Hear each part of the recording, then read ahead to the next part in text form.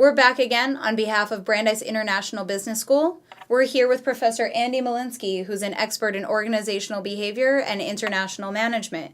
You recently had you have great blog posts on LinkedIn, lots of great advice for people to tune into if they're looking for some weekly tips or scenarios to really refine how they're adapting to various cultures. And one of them was about managers making some mistakes when delivering bad news. Yeah. And it had tons of comments and over 35,000 views on this one. Obviously a really hot topic. Yeah. What are some of those mistakes that people make? So let me just quickly, so thank you, and I love talking about this because this is actually something I studied for many, many years. I don't know if you know, but I followed police officers in the cop car with a bulletproof vest as they were evicting people from homes. Oh my goodness. With my colleague Joshua Margolis from Harvard Business School. We also studied managers and executives. We studied doctors who had to perform painful procedures on children and deliver bad news, all these situations.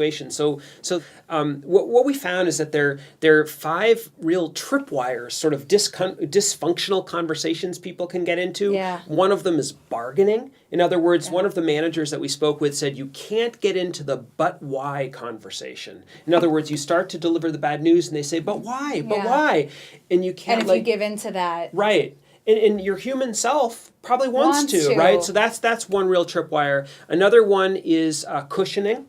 And, this is where you're such a people pleaser that you just don't want to deliver the bad news. And you sort of like, upon layers. Right, and you sort of indirectly say it. This is sort of the classic case of breaking up with someone and you leave and Are they don't. breaking up with They me? don't really realize. There's also unloading where, it's obviously very hard for the person receiving the news, but what our work says is it's also hard on the person delivering the news, right? They might not be making this decision, just delivering it. Exactly, and they're living with it. And then when you say it, you just kind of like, it's like a hot potato. Like, because of this and you this have and this it, and you this. have it, right? Yeah. And so that's tough. That's really tough. Another one is arguing. Sometimes you're in a situation where if you're laying someone off, for instance, and the other person is legitimately angry and they get into an argument with you and you have to somehow find a way to avoid the argument because that's not going to be functional for achieving your purposes, really. Right. And then the final one is what we call mechanizing. It's like going robotic. It's like dissociating in a sense. Here's the news. Well, I'll tell you one quick story. We were interviewing an HR manager from a very large company, and he told us this incredible story. And it was about a very senior manager that he was trying to coach about how to do layoffs. And the very senior manager said, "No problem, I got it. I don't need any coaching." Well, that HR manager accompanied the senior manager into a situation. The senior manager had to lay off one of his longtime workers. This is like someone he, had barbecues with. Wow. Really knew. Personal relationship. Real personal relationship. He walks into the room. The person is right there. That person's eyes start to look right in the eyes of the person delivering the news. He knows that they know.